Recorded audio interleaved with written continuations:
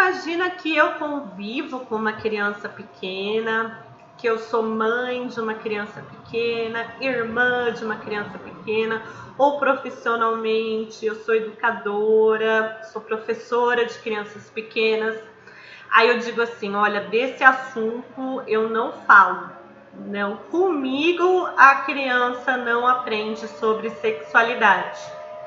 Não é verdade, porque quando a gente evita falar, quando a gente reage de uma forma inibida quando o assunto surge, quando emerge esse constrangimento quando o assunto surge, ou quando a gente repreende, fala, não é para falar disso não, eu vou lavar sua boca com sabão, mas que é isso? Isso lá é a idade de perguntar essas coisas? Então, quando a gente tem uma postura de esquiva, né, evita falar, muda de assunto, fala, deixa isso pra lá, quando você crescer você vai saber. Ou quando a gente tem uma postura de repreensão e fala assim, que é isso? Como pode? Nós estamos sim educando sexualmente. E nós estamos construindo uma compreensão, participando nessa construção de uma compreensão da sexualidade como algo errado, algo negativo, algo a ser evitado, algo que não pode ser falado. Então a educação, ela pode contribuir sim para transmitir que o diálogo sobre a sexualidade é possível, que o diálogo sobre a sexualidade é positivo, que o diálogo sobre a sexualidade é saudável. E por isso a gente pode se preparar, olhar para a nossa história, olhar como nós aprendemos sobre sexualidade, para pensar como é que nós buscaremos participar no processo de educação sexual das crianças e adolescentes que a gente tiver uma relação pessoal ou profissional, certo? Eu vou dar um exemplo aqui do mundo de Bob, que era um desenho que eu gostava muito quando eu era criança. Eu não sei se vocês conhecem, esse é o Bob. E o Bob é uma criança muito curiosa. O Bob é uma criança que tem muito interesse em conhecer as questões de tudo no mundo, desperta curiosidade no Bob. E o Bob acabou escutando uma conversa e acabou entendendo que mamãe está graúda. Né? O que será que isso significa? Eu ouvi que minha mamãe está graúda. Se vocês procurarem esse episódio no YouTube, tá, gente? É bem interessante ver o Bob pensando, e minha mamãe está graúda?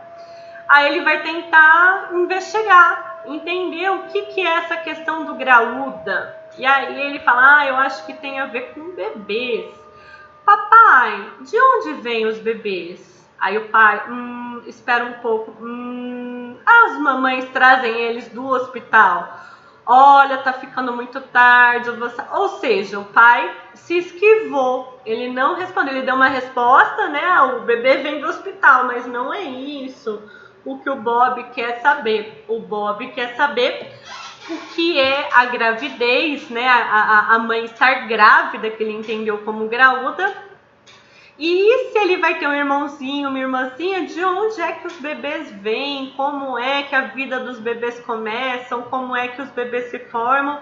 E o que ele percebe? Que o pai não só não respondeu, como mudou de assunto, falou que tá tarde, saiu. Então, uma curiosidade, né? Que era uma abertura para querer saber, um desejo de conhecer. O que o Bob percebeu? O que será que desperta essa reação no meu pai? O que é que faz o meu pai ficar tão estranho? Né? Por que meu pai está fugindo de um assunto desse? Deve ser um assunto importante, né? Deve ser um assunto grave para o meu pai sair mudando de assunto assim. Então ele está querendo saber de onde vêm os bebês e as pessoas estão fugindo, né? Aí ele vai perguntar para outras pessoas. Vai perguntar pro tio, vai perguntar pro vô, e aí ele recebe respostas. Aqui na primeira imagem é que o bebê ele vem de uma plantação de repolho. Então imagina, né? Tá lá embrulhadinho no repolho.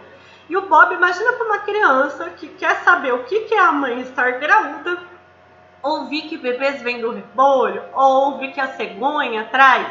Então isso vai gerando uma confusão, a criança ela vai pegando elementos do que ela percebe com elementos do que ela fantasia, com elementos dessas informações distorcidas que ela recebe, e isso vai gerando mais uma sensação de que tem alguma coisa errada ali. Aí ele conversa com a irmã dele. Mamãe está graúda? Não é graúda, dos dois irmãos. Não é graúda, é grávida. E aí as pessoas vão lá, é grávida. Brava também ninguém explica. Até que ele pergunta para uma amiguinha da mesma idade. Né? Eles estão lá brincando no parquinho e ele fala, minha mãe está graúda. E a amiguinha fala, eu sei muito bem o que é graúda. Minha cachorra está graúda. Ela vai ter cachorrinhos. E o Bob, a mamãe vai ter cachorrinhos. E ele fica feliz porque ele quer cachorrinhos. Então, assim, imaginem que confusão. O Bob tentou conversar com o pai, tentou conversar com o tio, levou uma puxada, assim, dos irmãos de, não é graúda, é grávida, né? Mas sem ninguém explicar pra ele. Aí ele busca com alguém da mesma idade e vai criando essas concepções, vai criando essa concepção fictícia, né? E mamãe vai ter cachorrinhos. Então imagine assim, como para a criança vai gerando uma dificuldade de entender, uma dificuldade de perguntar, porque aí vai diminuindo a confiança, ela vai sentindo que tem alguma coisa de errado de falar disso, de confiar, de perguntar.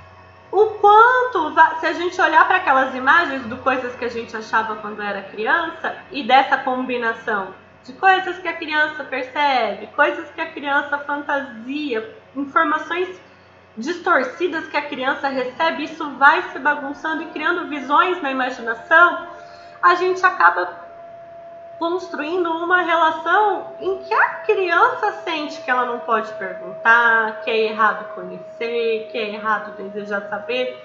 Então essa história tão fofinha do Bob mostra pra gente como seria importante uma pessoa adulta sentar com o Bob, explicar o que é a gravidez, explicar como que é o desenvolvimento no útero, como que vai ser o parto, o nascimento, explicar que ele vai ter um irmãozinho, responder as perguntas do Bob, né? E não tratar como se fosse um assunto absurdo, um assunto a ser evitado, a ser silenciado. Como é importante que ele possa, sim, ter as suas perguntas respondidas.